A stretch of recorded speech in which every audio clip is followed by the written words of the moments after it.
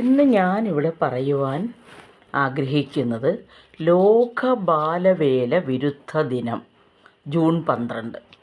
ബാലവേല നിരോധനത്തെക്കുറിച്ച് സമൂഹത്തിന് ബോധവൽക്കരണം നടത്താനാണ് എല്ലാ വർഷവും ലോക ബാലവേല വിരുദ്ധ ദിനം ആചരിക്കുന്നത്.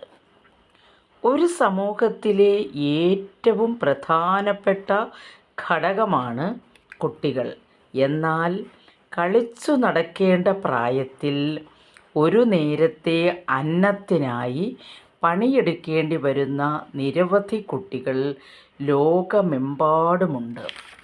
അതിനാൽ എല്ലാ വർഷവും ജൂൺ 12 ലോക ബാലവേല വിരുദ്ധ ദിനമായി ആചരിക്കുന്നു. സാമ്പത്തികമായി പിന്നോക്കം നിൽക്കുന്ന കുടുംബങ്ങളിലെ മുതിർന്ന കുട്ടികൾ ജോലിക്ക് പോകാൻ നിർബന്ധിതരാകുന്നു. ഇത് അവരുടെ പഠനത്തെ ബാധിക്കുന്നു.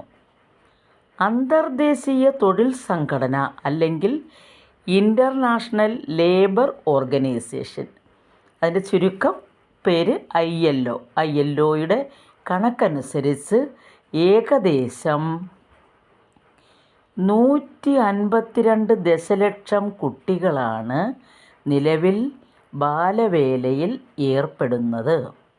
ഇതിൽ 72 ദശലക്ഷം പേർ ചെയ്യുന്നത് അപകടകരമായ ജോലിയാണ്. അതായത് ഖനികളിലും ഗ്ലാസ് ഫാക്ടറികളിലും പടക്ക നിർമ്മാണ ഫാക്ടറികളിലുമൊക്കെയാണ് അവർ ജോലി ചെയ്യുന്നത്. 2012 കേരളത്തെ ബാലവേല വിമുക്ത സംസ്ഥാനമായി പ്രഖ്യാപിച്ചു.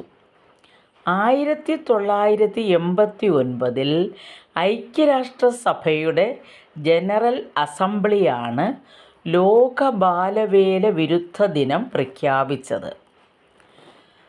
2002 ജൂൺ 12 മുതലാണ് അന്താരാഷ്ട്ര തൊഴിൽ സംഘടനയുടെ നേതൃത്വത്തിൽ ലോക ബാലവേല വിരുദ്ധ ദിനമായി ആചരിച്ചു തുടങ്ങിയത്.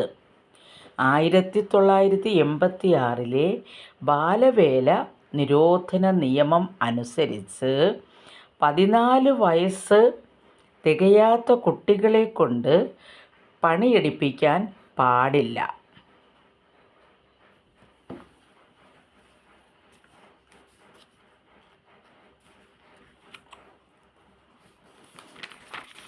അഞ്ച് വയസ്സ് മുതൽ 17 വയസ്സ് വരെയുള്ള കുട്ടികൾക്ക് സാധാരണ ബാല്യം ഉറപ്പുവരുത്തുന്നതിനാണ് അന്താരാഷ്ട്ര ബാലവേല നിരോധന നിയമം നടപ്പിലാക്കുന്നത്. കുട്ടികളുടെ വളർച്ചാ കാലഘട്ടത്തെയും അവർക്ക് ലഭിക്കേണ്ട പ്രാഥമിക വിദ്യാഭ്യാസത്തെയും നിഷേധിക്കുകയും അതുവഴി അവരുടെ മാനസികവും ശാരീരികവും സാമൂഹികവും ധാർമ്മികവുമായ വളർച്ചയ്ക്ക് ദോഷകരമായ രീതിയിൽ ജോലികളിൽ ഏർപ്പെടുത്തുന്നതാണ് ബാലവേല. കുട്ടികൾക്ക് അനുയോജ്യമായ വിദ്യാഭ്യാസം, ആരോഗ്യം, മറ്റ് അടിസ്ഥാന സൗകര്യങ്ങൾ, സ്വാതന്ത്ര്യം, അവരുടെ പ്രായത്തിൻ്റെ വികാസത്തിനുതകുന്ന അന്തരീക്ഷം സൃഷ്ടിക്കുക തുടങ്ങിയവയാണ് അന്താരാഷ്ട്ര ബാലവേല വിരുദ്ധ ദിനം ലക്ഷ്യമിടുന്നത്.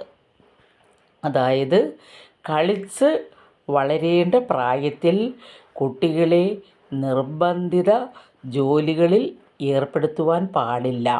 കുട്ടികൾ നാടിൻ്റെ സമ്പത്താണ്. നാളെയുടെ വരദാനമാണ് കുട്ടികൾ. നല്ല ആരോഗ്യമുള്ള ഒരു സമൂഹത്തെയാണ് നമുക്ക് വേണ്ടത്. അതിനാൽ കുഞ്ഞുങ്ങൾ 5 വയസ്സ് മുതൽ 17 വയസ്സ് വരെ പ്രായമുള്ള കുട്ടികൾക്ക് മികച്ച ആരോഗ്യം, വിദ്യാഭ്യാസം എന്നിവ ഉറപ്പുവരുത്തേണ്ടത് അത്യന്താപേക്ഷിതമാണ്.